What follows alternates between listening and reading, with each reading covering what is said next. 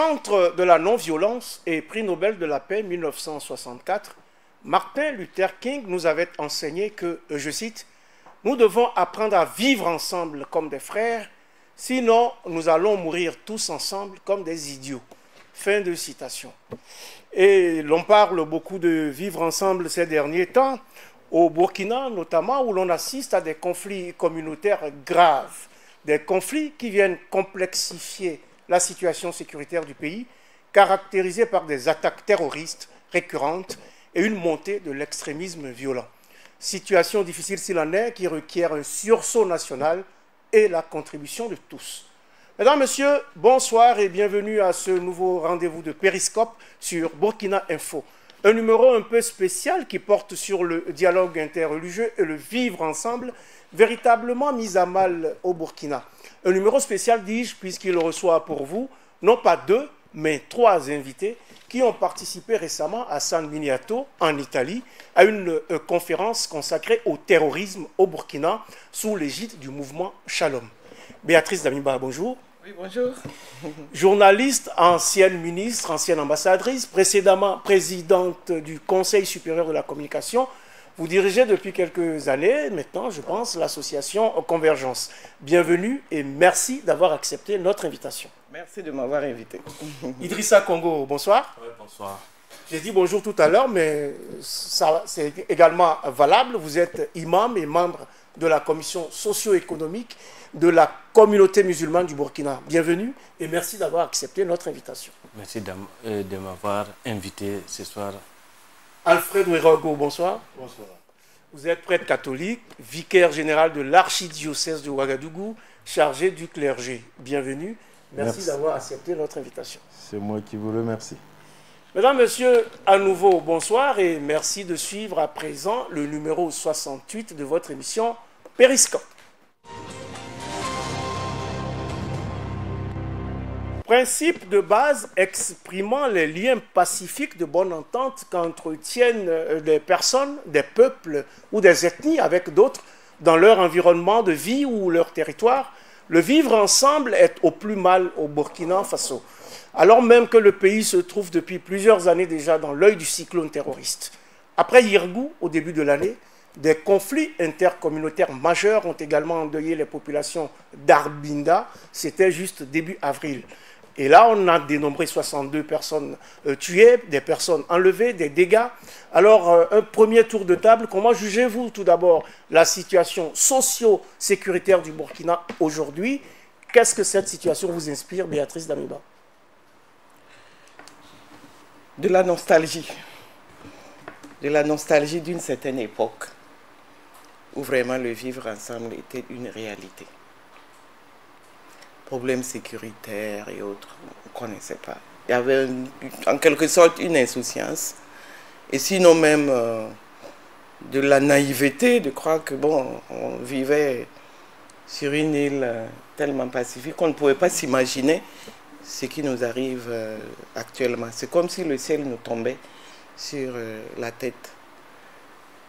Mais le sentiment, c'est aussi de garder la foi, d'avoir confiance au peuple burkinabé qui, dans toutes les situations, par le passé, a su se ressaisir.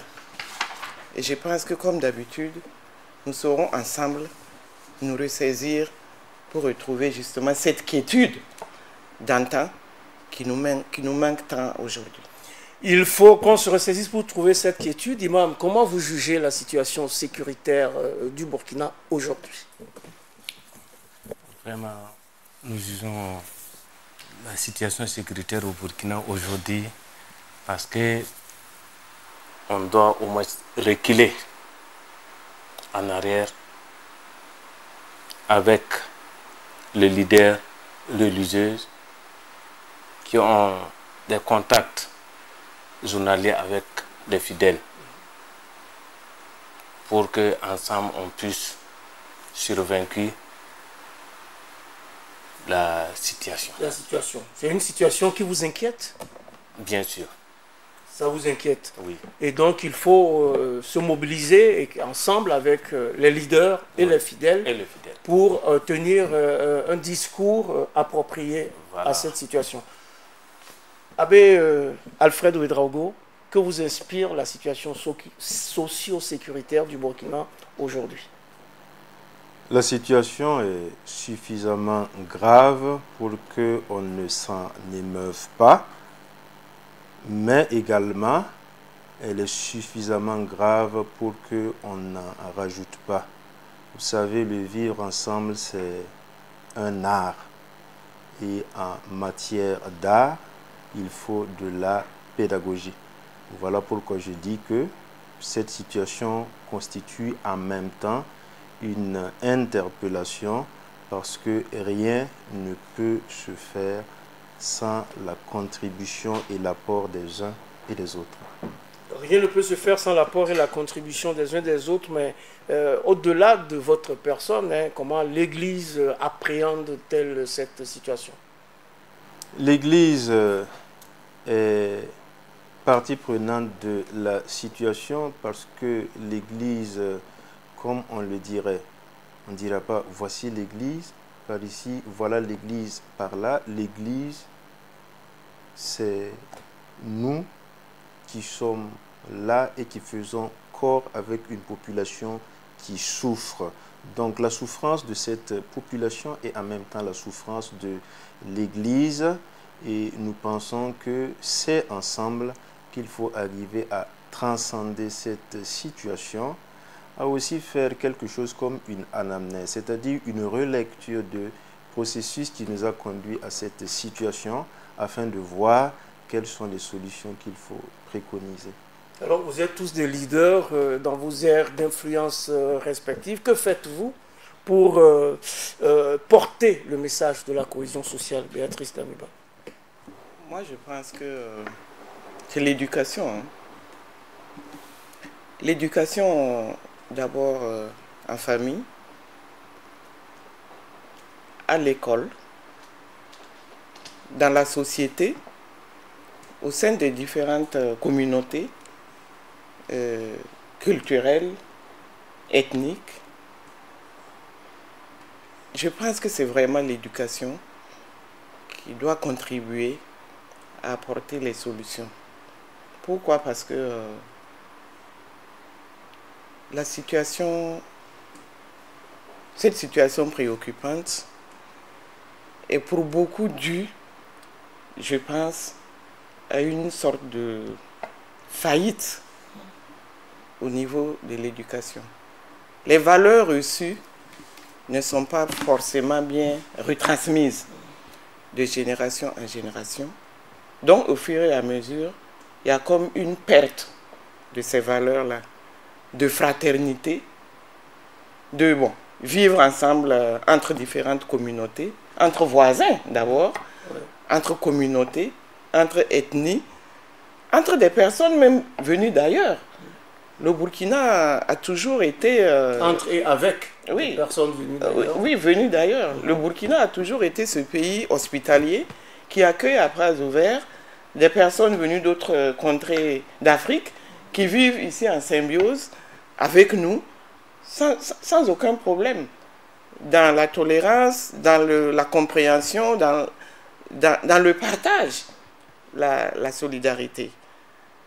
Et le Burkina a toujours été également ce pays où, malgré nos différentes croyances religieuses, que ce soit les traditionalistes, que ce soit les chrétiens, catholiques ou protestants, que ce soit les musulmans, jusqu'à en tout cas une époque toute récente, ben, il n'y avait aucun problème. Et à l'heure actuelle, bon, c'est pas que ça soit irréversible, mais il y a des graines qui sont en train d'être semées et il faut rapidement empêcher que ces graines-là ne poussent, ne croissent et ne se développent. Parce qu'aujourd'hui, au Burkina, dans une famille, on peut avoir toutes les religions. Bien sûr. Entre l'homme et la femme, les enfants, les époux, et il n'y a aucun problème. Je m'amuse souvent à dire qu'au Burkina, on peut faire jusqu'à 4 mariages. Le traditionnel, le proposum, etc., entre les familles, le mariage civil, le mariage à la mosquée, le fouri, ou à l'église, et pour le même couple. Pour le même couple. Pour le même couple. Et toutes les familles se réunissent autour de tout ça. Il faut qu'on puisse préserver cet esprit-là. Il faut préserver ça. Alors, Imam Idrissa Congo, au niveau des mosquées, en tant que communauté religieuse, communauté musulmane, que faites-vous pour porter le message de la cohésion sociale, notamment lors des prêches, etc. Vous savez que la communauté musulmane, depuis des années, la communauté musulmane ne fait que travailler pour sensibiliser les fidèles à travers les mosquées, des sermons de vendredi que les imams préparent. Et il y a des formations de prédicateurs, de leaders religieux pour qu'on puisse faire passer le message en bon sens. Parce que nous, on n'est que le Coran et les hadiths du prophète Mohammed sallallahu alayhi wa sallam. Donc le prophète nous recommande de vivre en paix, ensemble. Surtout le Coran. Et c'est le message que vous passez. Que nous fait passer par jour, chaque fois. Et les fidèles vous reviennent là-dessus, et vous avez le sentiment qu'ils comprennent et qu'ils mettent en pratique les messages que vous leur donnez? Bien sûr, bien sûr. À part, vous savez que tout ce qui se passe là, on dit que c'est la religion, mais en réalité, il n'y a aucune religion qui recommande ce genre de choses. Voilà. La violence. La violence. Non, non, non. Par exemple, dans la religion islamique, le Coran nous dit Wallahu yad'u ila darus salam wa yahdi man yasha ila siratul mustaqim. C'est Dieu même qui nous appelle d'aller vivre ensemble en paix. Et la salutation de l'islam, chaque jour, c'est Assalamu alaikum wa rahmatullah. Que la paix de Dieu soit avec vous. Que la paix de Dieu soit avec vous. On retrouve la même chose chez les chrétiens, et notamment chez les catholiques, Abbé Alfred Ouedraogo. Exactement. Cette salutation, la paix soit avec vous, est d'actualité chez nous actuellement, parce que c'est le premier message que le Christ ressuscité transmet à ses disciples. Quand il leur apparaît la première fois, il dit « La paix soit avec vous ». Il y a donc une convergence de vues entre ces deux religions. Au niveau de l'Église, il faut dire que ce qui est fondamental, c'est d'abord cet appel à être ensemble. Le mot Église, c'est cela, une communauté, une assemblée que la parole de Dieu met en place. Donc il faut dire qu'après cette exigence d'être ensemble, il y a cette exigence d'écoute mutuelle. L'écoute mutuelle est une forme d'éducation, comme le disait Madame Damiba tout à l'heure, et l'Église travaille beaucoup dans ce sens, à travers les prédications, à travers tout ce qu'il y a comme activité pour éveiller les consciences des uns et des autres. Et enfin, je dirais que la tâche principale de l'Église étant la prière, il faut dire que c'est notre outil de base dans de telles circonstances. Donc prier et encore prier, mais surtout donner des messages de paix, être soi-même des exemples et des modèles de paix, aussi bien chez les musulmans que chez les chrétiens. Donc c'est le message essentiel de toutes les religions, et c'est donc aussi dans cette interreligiosité qu'on peut trouver des solutions. En tout cas, aujourd'hui, on parle beaucoup de vivre ensemble parce qu'il est justement menacé. Il est menacé, mais comme dit l'ambassadeur Ismaël Diallo, que je vous invite à écouter, il ne s'agit ni d'incantation, ni de slogan. Et de constater qu'un de nos slogans aujourd'hui, c'est le mot composé « vivre ensemble ». Nous aimons maintenant répéter cela. Pourquoi? Et comment cette expression est venue subitement maintenant dans le vocabulaire commun? Pourquoi? Nous avons l'habitude de dire que nous vivions très bien ensemble. Pourquoi maintenant c'est à l'ordre du jour? Parce que pendant longtemps, nous avons refusé d'accepter que nous avions des problèmes. Mais voici que ces problèmes s'imposent à nous aujourd'hui. Mais il n'était pas bon, il n'était pas de bon ton de le dire et de le reconnaître avant l'heure. Mais aujourd'hui, nous sommes obligés de le reconnaître. Oui, nous avons un vivre ensemble difficile aujourd'hui et dû aux problèmes ethniques que nous appelons ethniques ou communautaires, pour faire plus savant. Nous avons refusé de constater, de reconnaître le mal quand il était bénin. Aujourd'hui, il s'est aggravé. C'est devenu une gangrène. Et nous sommes obligés de nous occuper de la gangrène. Nous n'avons pas le choix. Mais jusqu'à présent, même si nous en sommes conscients maintenant, nous n'avons pas trouvé la formule pour faire face à ce mal et trouver la solution à ce mal. Et la solution à ce mal, c'est que nous cessions de faire semblant que tout peut se faire en un clin d'œil. Le vivre ensemble, ce n'est pas une incantation. La cohésion sociale, la réconciliation, ce ne sont pas des slogans. Il faut que vous, que lui, que moi, que elle, que nous, chacun de nous en soit convaincu de la nécessité et que chacun a un rôle à jouer et que chacun le fasse sincèrement.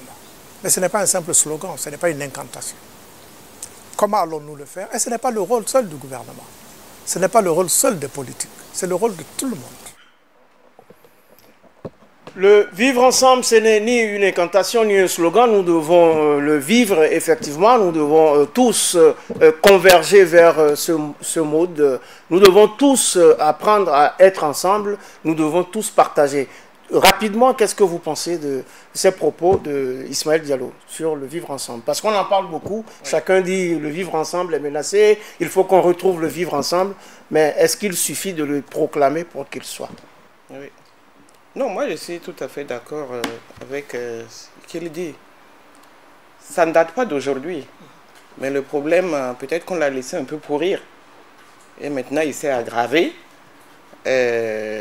Aussi, avec le terrorisme, le djihadisme qui est venu aggraver ce vivre ensemble. Et je suis d'accord quand il dit qu'aujourd'hui, on est face à une gangrène. Mais quand on a atteint le niveau de gangrène, la vie est carrément menacée. C'est-à-dire qu'il y va même de l'avenir du Burkina Faso. C'est ça. De quoi sera fait le Burkina demain? Quel pays nous allons laisser à nos petits-enfants, à nos arrière-petits-enfants? C'est de ça qu'il est question. Donc effectivement, il faut que chacun, individuellement, en soit conscient et ne se contente pas d'en parler, de dénoncer, mais de vivre tous les jours au quotidien les valeurs qui vont contribuer, qui contribuent à se vivre ensemble. Avec son voisin, je le disais tantôt, avec son collègue, au travail, au marché, et partout. Partout dans la vie de tous les jours. Qu'on ne se contente pas de parler, mais de vivre effectivement en donnant l'exemple de ce vivre ensemble-là. Parce que souvent, on se dit, bon, ça n'arrive qu'aux autres. Et finalement, jusqu'au jour où non seulement ça vous arrive, où vous-même vous devenez un acteur. Vous pouvez vous surprendre à être vous-même un acteur de la cassure.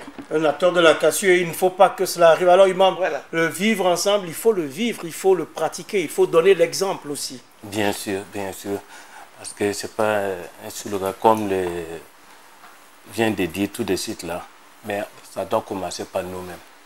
On doit être exemple. Par exemple, les musulmans, nous les musulmans, le prophète sallallahu alayhi wa sallam est un exemple que tous les musulmans doivent suivre. Au début de l'islam, il était le seul musulman. Quand Gabriel est descendu sur le prophète, il était le seul. Même sa femme n'était pas musulmane à son temps, à l'époque. Donc, comment le prophète sallallahu alayhi wa sallam a pu convaincre tout ce monde jusqu'à aujourd'hui. Parce qu'il avait des comportements qui attirent les hommes envers lui. Donc il ne suffit pas qu'on dit que vivre ensemble, non, non, non. Il faut commencer par toi-même pour que les gens sachent que vraiment ce qu'il dit là, lui-même, il pratique. Alors, Abbé, on pourrait dire simplement, faites ce que je fais, pas simplement faites ce que je dis. Ce que je dis, je souscris parfaitement, ce n'est pas un slogan, ce n'est pas une incantation. Bref, le vivre ensemble ne se décrète pas. Exactement. Il faut l'incarner, il faut le vivre. Donc c'est en acte et en parole de façon véritable. Et nos pères avaient su théoriser cela à travers des formules typiques qui interpellent à ce qu'on puisse incarner un certain nombre de valeurs. Quand on dit par exemple que le Burkina, c'est-à-dire l'homme intègre, est celui qui est capable de céder sa natte à un étranger, quitte à dormir à même le sol. C'est une valeur de solidarité qui est promue ici. Sans solidarité, il n'y a pas de société. La société, c'est être avec l'autre dans sa différence, chacun apportant sa particularité. Et on peut multiplier les formules, par exemple, quand les anciens disaient que le Burkina, c'est l'homme d'une seule parole. Quand il a dit oui, c'est oui. Quand il a dit non, c'est non. Est-ce qu'aujourd'hui, nous avons encore ce repère? Donc il faut revenir aux valeurs, retrouver nos repères et travailler à fonder nos actions sur notre propre culture pour avancer. En tout cas, la situation qui prévaut au Burkina, et notamment la question du terrorisme, inquiète bien évidemment au-delà des frontières du pays. Le mouvement Shalom s'y est penché le 23 mars dernier à travers une conférence à laquelle vous avez participé et tous les trois. Alors, quelles étaient les motivations et les objectifs de cette conférence qui a été donnée à San Miniato en Italie? Béatrice Damiba. Oui, il faut peut-être dire un petit mot rapidement sur le mouvement Shalom, qui est une ONG italienne mais d'envergure internationale et qui intervient en Afrique, pas seulement au Burkina, dans 16 autres pays d'Afrique, dans le secteur de l'éducation, depuis la petite enfance jusqu'à l'université, dans le secteur de la santé, CSPS, maternité, dans le secteur social, l'adoption des enfants, adoption internationale, mais aussi parrainage à distance. Ils ont même des boulangeries au Burkina et je crois que beaucoup apprécient le pain. Et ça fait déjà une trentaine d'années que Shalom est présent au Burkina. Alors, ils aiment tellement le Burkina qu'ils ne comprennent pas ce qui se passe.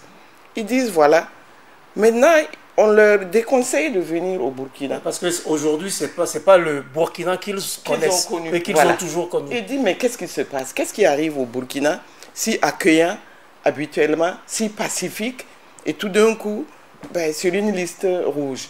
Ils disent, mais comme si en Italie, on te dit, bon, vous ne pouvez plus aller à Milan, vous ne pouvez plus aller à tel endroit parce qu'il y a du danger, etc. Et eux, ils pensent, comme nous, hein, je crois, que le problème aussi, c'est aussi dans l'éducation. Et dans l'apport de solutions à un certain nombre de problèmes. Mais eux, ils ne peuvent pas s'asseoir en Italie et réfléchir à notre place. C'est pour ça qu'ils ont organisé cette conférence du 23 mars et qu'ils ont voulu interreligieuse, œcuménique, puisqu'ils ont invité l'église catholique, la communauté musulmane, et moi j'étais une personne ressource, pour que nous puissions réfléchir ensemble, non seulement apporter les informations aux Italiens qui sont nos amis, qui sont membres de ce mouvement-là, mais aussi réfléchir avec eux sur les possibles solutions.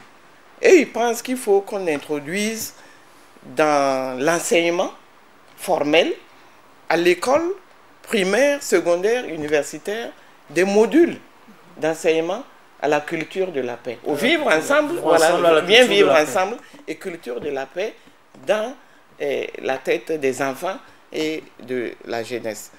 Et c'est comme ça qu'on s'est réunis, nous avons pris la parole, mais aussi beaucoup d'entre eux ont pris la parole. Il y a eu des débats dont les conclusions pourraient contribuer à aider le Burkina à la réflexion vers justement les solutions à la situation du terrorisme. On va revenir sur les différentes contributions qui ont pu naître donc, de cette conférence. Alors, Imam, vous êtes musulman, vous êtes allé à cette conférence, quelles grandes leçons avez-vous retenues et comment les gens ont perçu le rôle de la communauté musulmane là-bas en Italie? Permettez-moi de remercier le mouvement Salon qui ont initié cette conférence. Premièrement, les gens pensaient que ce qui se passe actuellement au Burkina Faso a un lien avec la religion islamique. Donc, il fallait une explication avec des versets coraniques et les hadiths des prophètes pour les faire comprendre que la religion islamique n'a rien à voir dedans. Donc, c'est ce qu'on a fait et on est plié ensemble. Vous avez prié avec les Italiens, avec... Oui, avec les Italiens, parce que on dirait que ce qui se passe au Burkina même là, ça dérange les Italiens plus que les Burkinabés. Vous pensez? Oui, oui. Pourtant, les Burkinabés souffrent. Pourquoi je dis ça? Parce que ici au Burkina, on ne sait pas si c'est réellement les Burkinabés qui parlent ou bien ce n'est pas des Burkinabés. Mais là-bas, c'est tout le monde qui sont concernés, qui veut que la paix revienne au Burkina. Donc c'est pour cela que j'ai dit, s'ils ont pu initier une conférence pour la prière en demandant à Dieu que la paix revienne au Burkina, cela veut dire que ça les intéresse plus que le Burkina. Vous ne vous êtes pas senti un peu seul, un peu isolé dans ce groupe où on sait que là-bas, il n'y a pas véritablement de musulmans? Effectivement, il y a un vieux qui est, bon, il dépasse 80 ans, il dit que c'est sa première fois d'avoir un musulman, donc ça me faisait aussi plaisir d'être le premier musulman devant lui. Devant lui. Donc, bon, on a fait la prière et leur hospitalité était OK. Ça m'a permis aussi de faire mon devoir. De faire votre devoir, alors, Abbé Alfred Ouedraogo, vous étiez donc à cette conférence. L'Esprit Saint a-t-il agi? Évidemment, oui. Que nous puissions nous asseoir à la même table, cela relève toujours du miracle dans un contexte burkinabé et même mondial explosif. Prendre du temps, s'asseoir, échanger, je crois que c'est un pas qui est déjà fait. Et être avec nos frères musulmans à la même table pour parler de la même question, ça a du sens. Ça a été l'occasion aussi d'ouvrir nos horizons à tout ce qui se passe dans le monde. Et on a eu essentiellement deux conférences, celle de Madame Damiba et celle d'un journaliste de la Stampa qui nous ont permis de prendre l'ampleur même de la question. Et à ce niveau, la conférence était quelque chose à tenir si elle n'avait pas eu lieu. Donc c'était effectivement à faire parce qu'elle a été profitable, vous pensez. Est-ce que ça a d'une certaine façon éclairé donc, les Italiens, les participants à cette conférence, et est-ce qu'elle a ouvert les esprits, est-ce qu'elle a débouché sur des pistes de solutions? Je dois noter que dans la communication que vous avez présentée à cette occasion, Madame Damiba, vous avez bien fait remarquer, et c'est ce que vous disiez tout à l'heure, que le Burkina a toujours été un pays de dialogue, de tolérance, la protection du cadre de vie, le bien vivre ensemble, au-delà des différences religieuses, culturelles et politiques, le respect de la vie, l'altruisme, la force du pardon, était, je veux dire même, reste des vertus partagées et cultivées. Comment on fait? Bon, que s'est-il passé? On ne saura pas développer en une seule émission. Comment on fait pour sauvegarder encore ces valeurs-là? Oui. Oui, nous, ce qu'on a fait, on a tout fait pour les rassurer. Et ce sont des gens, de toute façon, courageux, qui malgré tout continuent de venir ici. Ils font régulièrement des délégations pour venir au Burkina Faso. Nous leur disons de continuer de développer leurs projets et leurs programmes sans peur. Évidemment, il y a des précautions à prendre quand ils arrivent ici, qu'ils doivent aller dans certaines zones, Ouais. l'Est, le Nord, où ils ont des orphelinats, où ils ont des projets.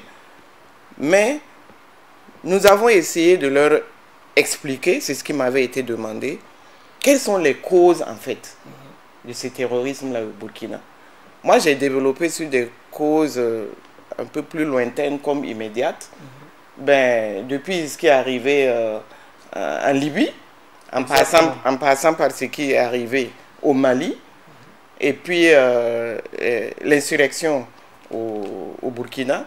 De 2014. Oui, ça a créé une situation aussi favorable parce qu'il y a eu une fragilisation du tissu social dans toute la région sahélo-saharienne. Voilà. Et le Burkina étant un pays enclavé avec tant de frontières, difficiles à protéger, bon, tout cela a pu contribuer.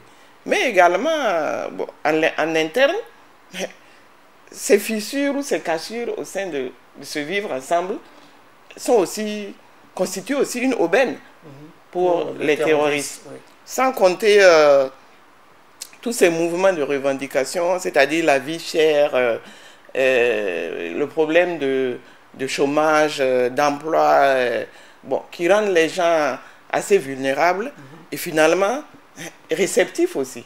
Parce qu'on sait aujourd'hui que le terrorisme, c'est pas seulement, les terroristes ne sont pas seulement des gens venus forcément d'ailleurs. Ils arrivent aussi à recruter. Bien sûr. Au Burkina. On a d'ailleurs pu constater parmi, à l'issue Voilà. des ripostes, des différentes ripostes, on a pu remarquer qu'il y a beaucoup de Burkinabés. Et je leur ai dit que sporadiquement aussi, ces conflits intercommunautaires autour des chefferies, tout ça, bon, ça fait partie de tout un ensemble qui fragilise notre tissu social et qui donc favorise. Et à l'issue de la conférence, effectivement, il y a plusieurs qui ont voulu avoir ma communication ou qui sont venus me voir pour s'étonner de certaines choses qu'ils ignoraient et qui étaient des réalités qui ont pu donc amener progressivement, comme l'a dit Ismaël Diallo tout à l'heure, c'est quelque chose qui a couvé. On n'a pas pu peut-être prévenir ou voir venir et ça nous est tombé sur la tête. Mais ayant décortiqué la situation avec eux, ils sont mieux informés et encore mieux disposés à nous aider. Leur proposition serait que on puisse effectivement arriver à avoir des modules d'enseignement et à former des formateurs pour pouvoir rapidement couvrir les besoins de cet enseignement-là au niveau du Burkina. Et des exemples existent, parce que je pense qu'au Burundi, au Rwanda, oui, ils ont réussi à mettre en place, à travers des conférences, séminaires et autres, à pouvoir élaborer des manuels avec l'aide de l'UNESCO, voilà, pour enseigner la culture de la paix au niveau de la jeunesse surtout. Donc, je crois qu'il faut qu'on y arrive. L'un des axes forts à mettre en œuvre, c'est l'éducation, Oui. des modules donc, pour enseigner la culture de la paix, Oui. pour qu'enfin, plus jeunes commencent dès leur bas âge à intégrer cela dans leur cursus. Tout à fait. Alors, Pour prévenir. pour prévenir. Alors, l'une des forces aussi du Burkina, c'est jusque-là le dialogue interreligieux. D'ailleurs, le Burkina est cité en exemple pour la qualité de son dialogue interreligieux. On voit évidemment de tout temps les différents responsables de différentes religions se retrouver. Alors, est-ce que vous avez eu à parler de ça en Italie? Bien sûr, j'ai eu à parler de ça parce que c'est ce que l'islam recommande. si on revient en arrière, au temps des prophètes, il n'y a pas eu la guerre entre les religions. Entre les religions. Oui, le musulman, catholique, ou... non, on n'a pas eu de. S'il y a mal compréhension entre eux, ils s'assoient et puis ils discutent. Chacun utilise le dialogue entre les religieux. Voilà, chacun utilise ces versets pour convaincre l'autre. Donc, il n'y a pas eu la force. Mais est-ce qu'aujourd'hui, vous pensez que le dialogue interreligieux est d'une certaine façon aussi menacé aujourd'hui au Burkina, où il se porte comme un charme? Bon, entre-temps, c'était un peu menacé, mais avec la sensibilisation et puis formation des leaders religieux, je pense que c'est presque... Ça se passe bien. Ça se passe bien. Il y a des rencontres périodiques alors, à Béouédraogo entre les responsables des différentes religions. Il faut dire qu'il existe entre eux une sorte de fêtière, des autorités coutumières et religieuses qui se rencontrent régulièrement de façon informelle, mais aussi en cas de nécessité. Par exemple, la question de la sécurité a souvent mobilisé les autorités coutumières et religieuses, mais il y a eu aussi des problèmes de la société, comme lorsqu'il y avait eu certaines crises lors de l'insurrection, lors du putsch manqué, les conflits sociaux comme la grève dans le secteur de l'éducation ou de l'économie. Ces autorités sont sollicitées et c'est ensemble qu'elles apportent leur quote-part au débat national. En effet, ils se rencontrent souvent parce qu'il y a effectivement des plateformes qui leur permettent d'échanger. Et ça, c'est quelque chose à préserver. Mais également, pour ce qui concerne l'Église, Abbé Alfred Ouedraogo, si je me résume, la posture de l'Église peut être synthétisée par le triptyque verbial assumé, anticipé, dépassé. Pouvez nous dire un petit mot là-dessus? C'était en filigrane dans la communication que vous avez donnée aussi là-bas. Lors de notre intervention, nous avons mis l'accent sur cela parce que la première démarche pour nous, c'est d'assumer, c'est de regarder la réalité en face. Elle est là, elle s'impose. Et à l'occasion, j'ai pris l'image de quelqu'un qui se fait surprendre par un lion et qui voile ses yeux avec ses mains.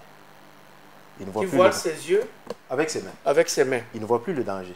Mais est-ce pour autant que le danger n'existe pas? Il ne le voit pas, mais le danger est là. Donc il y a la nécessité d'une prise de conscience. Il faut assumer. Il y a péril à la demeure. Maintenant, qu'est-ce que nous faisons? Cela aussi appelle à une clairvoyance de vue, parce que dans la conférence de Mme Damiba, entre autres, il est ressorti qu'il y a des causes qui nous dépassent et même qui nous échappent. Exactement. Le vivre ensemble ne se conjugue pas seulement au niveau local, mais aussi au niveau international. Le Burkina peut être un havre de paix, mais si tout autour, ça bouge, ça brouille, on est rapidement rattrapé. Et c'est peut-être ce qui est arrivé. Alors, il faut travailler bien sûr au niveau local, mais aussi au niveau international. Un exemple patent, c'est le climat. Quand on parle de réchauffement climatique, il y en a qui ne se sentent pas concernés. Mais on se rend compte à un moment donné qu'on est tous rattrapés par la situation. Voilà pourquoi, après avoir assumé, il faut voir comment il faut anticiper. Et anticiper, ça se résume à l'éducation, pour que dès la base, ces valeurs soient inculquées et par la suite incarnées. Et à la fin, dépassées. Parce que les terroristes veulent nous amener sur leur terrain. C'est à nous de leur amener sur notre terrain. Parce que si nous voulons répondre à la violence par la violence, il n'y a pas de meilleure manière de rendre le monde aveugle, comme l'avait dit Gandhi. Œil pour œil, dent pour dent, on finira tous par devenir aveugles. Voilà pourquoi dépasser, c'est pour l'Église, utiliser aussi ces moyens qui sont des moyens spirituels, mais pas que spirituel. Vous voyez par exemple la formule finale à la messe. Quand la messe est terminée, on dit « Itemisa », ça veut dire « Allez-y, la messe est terminée ». C'est un envoi en mission. La prière, la véritable prière, doit être toujours complétée par l'action. La prière qui, pour l'Église, est notre Kalachnikov. C'est une formule choc, je dirais, de notre père évêque, le cardinal Philippe Ouedraogo. Il avait prononcé à la suite des attentats du 2 mars 2018. Oui, mais Abbé, tout de même, ceux d'en face, ils prient également. Hein. Ils prient Allah, ils prient Dieu. Mais ils ont des Kalachnikov. Mais leur Kalachnikov crache le feu et tue nos parents, tue nos amis, nos femmes, les jeunes, les enfants. On fait comment dans ces cas-là? Mais ils prient vraiment Dieu? Ah, ben, ils prient. Mais ils ne prient pas Dieu. Non. Parce que Dieu n'autorise pas ce qu'on tue autrui. Voilà. C'est quelque chose qui est interdit dans le Coran. Pas des versets même que Dieu dit dans le Coran. Comme en katala nafsan, beghayri nafsin. Tu es innocent. Il est innocent, il n'a pas commis. C'est comme tu tues toute l'humanité entière. Mais si tu sauves être humain aussi, c'est comme tu as sauvé l'humanité entière. Donc, comme la religion va tolérer d'aller tuer quelqu'un, il ne prie pas. Comme disait François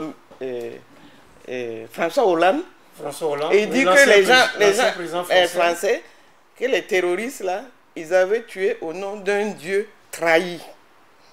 Moi, j'ai bien aimé cette formule. C'est un Dieu trahi. Ce n'est pas le Dieu que nous connaissons, de bonté, qui dit d'aimer autrui. Voilà.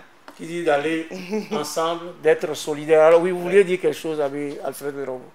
Je voudrais ajouter que quand il s'agit de prier, il s'agit aussi de donner des ailes à la prière pour que ça débouche sur l'action. Mais ce qui est intéressant aussi de remarquer dans ce que nous vivons et qui est fondamental à l'homme, qui est fondamental à chacun de nous, c'est la recherche du bien. Celui qui se fait passer la corde au cou pour se pendre, qu'est-ce qu'il recherche? C'est le bien. Il se dit que c'est la solution pour moi. C'est fondamental. C'est la solution pour ces problèmes, pour ne plus avoir de problèmes. Pour ne plus avoir. Parce que pour lui, c'est ce qui reste à faire. Le mieux, le bien. Donc le bien, c'est quand même quelque chose de fondamental à chacun de nous. Alors, il faut travailler à cette convergence. Voilà pourquoi l'éducation, encore une fois, nous permet de savoir que ma liberté doit savoir s'arrêter là où commence celle d'autrui. Et c'est en étant ensemble, en rapprochant les points de vue, que petit à petit, on se rend compte qu'il y a des moyens qui valent plus que d'autres. Il y a des moyens qui valent plus que d'autres. Il nous faut travailler, on l'a dit et redit, donc à cultiver la paix et la solidarité entre les peuples. Au cours de cette sortie en Italie, avez-vous rencontré des membres de la communauté burkinabé? Avez-vous pu échanger également avec eux? Oui. Il faut dire qu'à cette conférence, il y avait également de nombreux Africains. Et parmi ces Africains, il y avait des Burkinabés vivant en Italie. Et il y avait aussi des musulmans de la diaspora. Voilà, membres de Shalom, ou en tout cas qui avaient entendu parler de cette conférence et qui sont venus. Et qui sont aussi intervenus. Il y avait des Béninois, des Sénégalais, des Ivoiriens, Gabon, etc., qui sont intervenus pour enrichir le débat, alimenter le débat à partir de leurs propres expériences vécues soit dans leur pays, soit là-bas. Et nous avons vraiment beaucoup apprécié ces interventions-là. Alors, de ces références, qu'est-ce qui ressort le plus? Comment ils vivent cette situation? Comment ils vivent cette situation que traverse le Burkina aujourd'hui?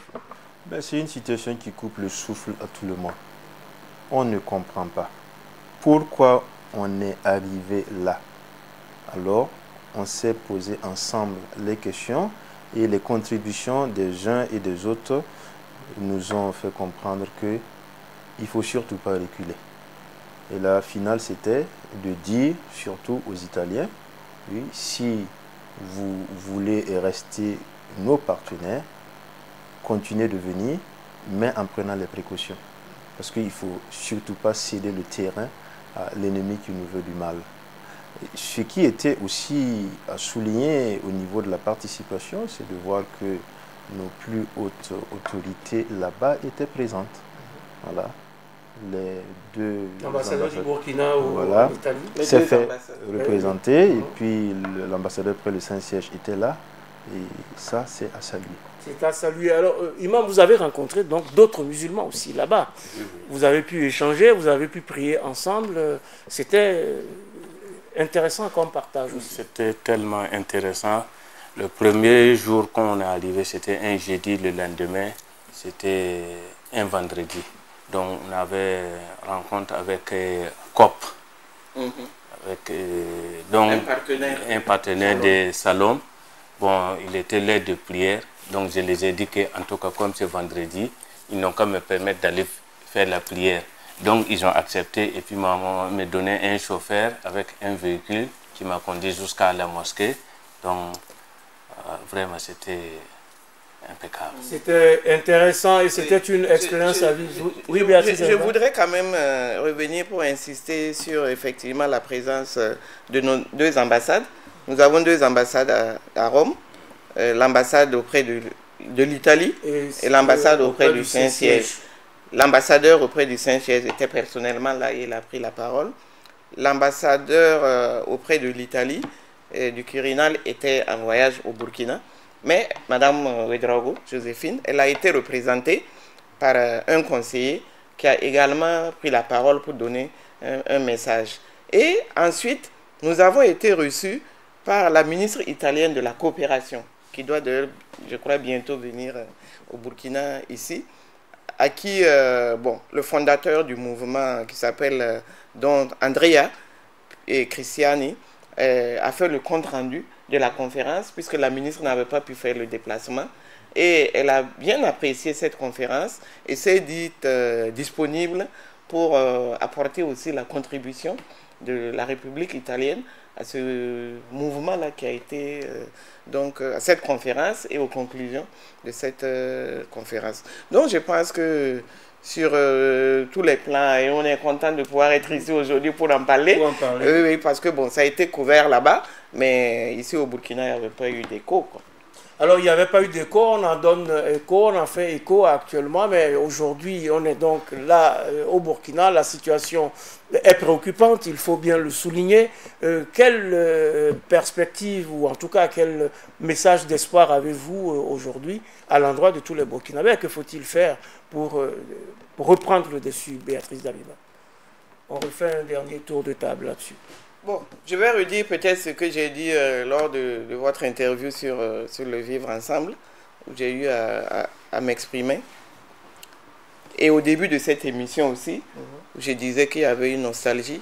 Je veux dire, il suffit de revenir seulement aux fondamentaux, aux valeurs fondamentales de notre vivre ensemble. Cela fait longtemps qu'en effet, nous constatons qu'il y a comme une perte des valeurs qui tissent, qui ont toujours tissé l'unité, l'union, la fraternité, la solidarité, le partage, pour aujourd'hui déboucher sur, je ne sais pas, un pays où on dirait qu'on est dans une tour de Babel, où les gens ne s'entendent plus, ne s'écoutent plus, ne se parlent plus. Bon, chacun, ça va dans tous les sens. Il suffit vraiment d'un sursaut. Que les gens taisent ce qui les divise et mettent plutôt en exergue ce qui les rapproche. Et il y en a beaucoup. Et je suis sûr qu'on retrouvera notre Burkina Faso. Il a toujours fait bon vivre malgré les aléas climatiques et autres. Socialement, humainement, le Burkina Faso a toujours été un pays cité en exemple de ce point de vue-là. Et il faut continuer. Oui, il faut continuer. Alors, Imam, qu'est-ce qu'il faut faire pour reprendre le dessus? Qu'est-ce qu'il faut faire aujourd'hui pour que qu'on n'ait plus ces conflits entre les communautés? Pour qu'on revienne comme le Burkina était dans les années passées, comme Madame vient de dire, c'est l'éducation et puis le respect. Chacun n'a qu'à respecter l'autre. Respect de l'autre, ça, premièrement, ça peut nous aider. Et on sache que le problème là, ça concerne tous les Burkinabés. C'est boudoir, sans sorin, l'arnet fanning d'Akarra. Cela veut dire que ça nous concerne nous tous. Et c'est l'incivisme aussi qui fait qu'on est arrivé à ce stade-là. Il faut lutter, il faut combattre. Donc, on doit combattre, sensibiliser les jeunes. On met l'accent sur les jeunes. Alors, il faut mettre, vous avez fini? Il faut mettre l'accent sur les jeunes, il faut combattre l'incivisme. Comment on y arrive finalement? Quelles sont peut-être les recettes de l'Église pour inciter les fidèles catholiques qui viennent chaque dimanche à l'Église à se comporter de façon à ne pas prêter le flanc à ce qui nous conduit vers le terrorisme, vers l'extrémisme violent et vers les conflits communautaires? L'Église n'a pas de recette miracle. L'Église encourage déjà tout ce qui se fait sur le terrain. Et là, il faut commencer par saluer l'effort des forces de défense et de sécurité. Il y a aussi tous ceux qui travaillent dans le secteur de l'éducation. Il y a des choses qui se font. Il y a les autorités coutumières et religieuses qui se retrouvent, qui échangent et qui partagent avec le gouvernement. On ne peut pas dire que des choses ne se font pas. Mais il faut ce réveil de chacun de nous. M. Diallo disait que ce n'est pas un slogan. C'est pas un slogan. Il ne s'agit pas seulement de prêcher. Si vous pouvez prêcher et que c'est dans le désert, il n'y a pas d'effet. Il n'y a pas d'effet. Il y a cet appel. Il faut être réceptif. Il faut être réceptif. Il y a cet appel à chaque Burkinabé à changer. Et nous avons tous besoin de changer. Sinon, sans cela, ce serait comme de l'eau sur les plumes d'un canard. Et il ne faudrait pas que l'eau tombe sur les plumes de canard. Abbé a souligné tout à l'heure les efforts des forces de défense et de sécurité qui, petit à petit, commencent quand même à nous sortir du bourbier. Un petit mot là-dessus et puis on va conclure cette émission. Oui. C'est vrai que c'est le lieu ici d'adresser nos félicitations et surtout nos encouragements aux forces de défense et de sécurité qui effectivement ont enregistré ces derniers temps des résultats encourageants. On sait que ce n'est pas facile, loin de leur famille, de leurs enfants, de tout, exposés à tout moment, on ne sait pas qui sera le prochain à tomber. Et ils tiennent debout. Nous devons nous sentir tous, chacun et chacune de nous sommes en quelque sorte des éléments de ces forces de défense et de la sécurité. Oui, voilà. Parce que le travail, c'est pas seulement... On ne doit pas laisser ce travail-là uniquement entre les mains des seuls professionnels. Eux, ce sont les professionnels. Oui. On ne peut pas le faire à leur place. Mais cela doit se prolonger au sein de la société, au sein des familles, au sein de tous les groupes, au niveau des individus. Ne serait-ce que développer la vigilance de tous les jours, aider à mettre l'accent sur, à voir les choses que forcément toute la collaboration, voilà, la collaboration, je pense que c'est important. Et comme je suis de la communication, je voudrais peut-être profiter aussi pour dire que il faudrait aussi qu'on fasse beaucoup attention à l'utilisation abusive des réseaux sociaux. J'aimerais vraiment lancer un appel pour que tous les internautes, les animateurs, sur les réseaux sociaux, puissent utiliser cet outil-là dans le bon sens. De façon pédagogique. Voilà, plutôt que dans le sens surtout pour de diviser images. Voilà, les images, ou dans le sens même de faire parfois de la propagande, ou faire la promotion du mal, ou en tout cas l'apologie voilà, du terrorisme. Il faut faire très très attention à cela aussi. Il faut faire très attention à ce que nous disons, à ce que nous publions, à ce que nous écrivons. Nous postons sur les réseaux sociaux. Alors Imam, un mot quand même sur le travail des forces de défense et de sécurité. On les encourage et on prie pour eux. Ceux qui sont tombés, que la terre de Burkina soit légère pour eux. Leurs familles aussi, surtout les blessés, on les souhaite bon rétablissement le plus vite possible. Et nos condoléances aussi à leurs familles, que ensemble on puisse faire quelque chose. La population surtout que je demande de collaborer avec nos forces de l'ordre, parce qu'eux ils sont des spécialistes sur le terrain, mais souvent ils sont des aveugles sur le terrain. Il faut qu'on les guide. Il faut qu'on les guide. Et il faut aussi compris pour eux. S'il y a un bon guide, le travail qu'ils vont faire là, on aura des résultats bientôt. On aura les résultats bientôt, il faut les soutenir, voilà. Il faut les guider, il faut prier pour eux, il faut les accompagner, il faut collaborer. C'est ensemble que nous pouvons combattre ces titres du terrorisme, c'est ensemble que nous devons faire le job, mais il nous faut faire front, il nous faut prier ensemble, célébrer sans cesse la solidarité, la convivialité. Et comme ces enfants italiens qui lâchent des ballons dans le ciel pour la paix au Burkina, il nous faut agir tous ensemble et constamment pour la paix. Cultiver la paix, non pas sous forme d'incantation ou de slogans, mais en accomplissant chaque jour des gestes sincères qui font la guerre à l'exclusion, aux extrémismes, à la stigmatisation. Cela ne suffira sans doute pas, mais cela comptera beaucoup. Vous ne pensez pas? Mesdames, Messieurs, ainsi s'achève votre émission en Périscope numéro 68, qui recevait pour vous Béatrice Damiba. Elle est présidente de l'association Convergence. Merci d'avoir accepté notre invitation. Merci. Périscope, c'est également Idrissa Congo. Il est imam et membre de la commission socio-économique de la communauté musulmane du Burkina. Merci imam d'être passé nous voir. Merci aussi. Et Périscope, spécialement donc 3 personnes. Il y avait également l'abbé Alfred Ouedraogo. Il est vicaire général de l'archidiocèse de Ouagadougou. Merci d'avoir accepté notre invitation. Merci également. La réalisation de ce numéro porte la griffe d'Abdoul Kader Ouedraogo. Merci à toutes les équipes de Burkina Info qui m'accompagnent chaque semaine dans la présentation de cette émission. Merci également à vous toutes et à vous tous pour votre fidélité à Périscope. Et retenons une fois de plus que nous devons toujours prendre soin les uns des autres, surtout en ces temps troublés où chaque manifestation de solidarité, de courage et de civisme est une victoire. Et puisque chaque matin que l'on découvre est une grâce infinie, prenons également date pour le prochain numéro de Périscope. Même jour, même heure, sur la chaîne qui vous donne les clés du monde.